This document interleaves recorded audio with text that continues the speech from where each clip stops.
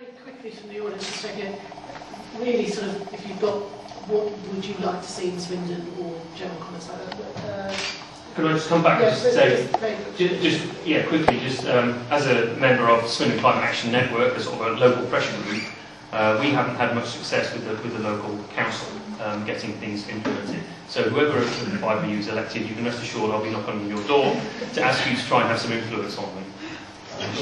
Okay. Mr. Evans, very quickly. Yeah, we don't have any other questions. Basically, everyone's asking about carbon neutral and the rest of it. We recycle. All the plastic goes to recycling. Where's it go? I asked Swindon Borough Council, they couldn't tell me. They did tell me they sold it. Where to? They can't tell me that. They most probably sell it to where? India? China? Is that carbon neutral? Okay, thank you. It did used to go to China, it's now going to Newfoundland. Okay, any other comments on this? Because there's a very, sorry, a gentleman there. There's an awful lot of new building going on in Swindon. And yet, it doesn't seem that it has, the panels on the roof for either generating electricity or hot water. Why on earth isn't that put into the building standard? And there's so much going on. And it's all substandard to what will probably be required in 5 years' time. David wants to Sorry, can I come in on that? Because actually on the council that I am a member of, I'm actually the shadow portfolio holder for housing. And one of the big issues that I have with the current government legislation, this is not knocking you, Anne, personally, the current problem we have with legislation is it is totally inflexible.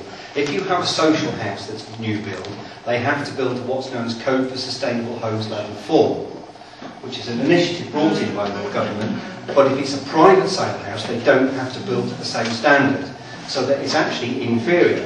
So what I would like to be able to see, and I would hope I would get support for this, is you have a standard across the board. All new housing must be built to the highest Codes for Sustainable Homes level. What that puts in there is ground source heat pumps if necessary, solar panels, insulation, a rotary washing line, would you believe, is one of the boxes that needs to be ticked on that. That can, not necessarily a concrete patio or out area, something that will allow runoff and soak away. There's a whole raft of issues that must be built there. But what you get is wholesale resistance from the new build property developers. And I used to work for a couple of them, again, as I said earlier, so I know what they try and get away with, because this impacts on their profits, because it costs them a little bit more. Well, so what? We need to put the infrastructure and the legislation in place to build them to the highest standard.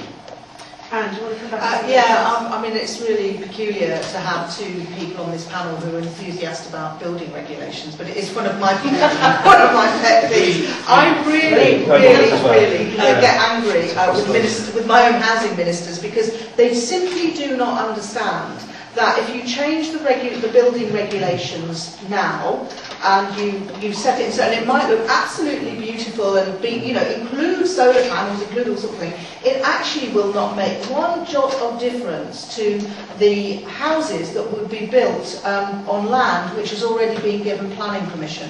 Because when the planning permission is given, is what you can build the houses then to the specification of the building regulations at that time. So we have land in Swindon that hasn't been built on because of the recession.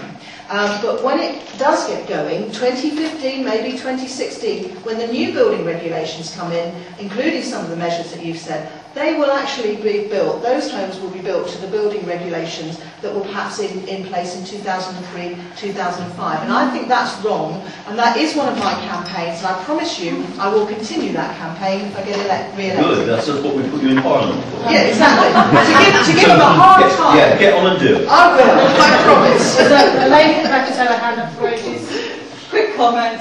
Leadership is all fine and dandy, but if it had depended on leadership, we still wouldn't have people using seatbelts, we still would have sexual discrimination, etc. Okay, and Mr. Evans, very quickly. There is one thing I'd like to mention. There is a company in Swansea that makes houses, council type houses.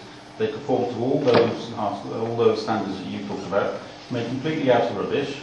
They make it from hard plastic, which comes from recycled TVs, etc. It's stronger than steel, because it's all been stuck together.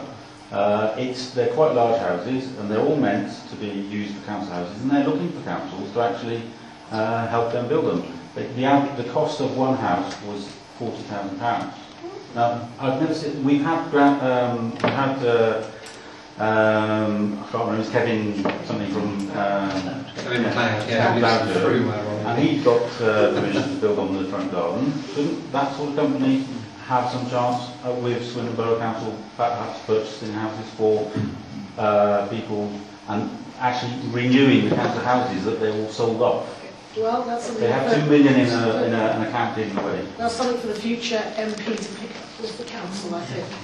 Okay, well, there is a. Sorry, Robert, very quickly, if you want to come in.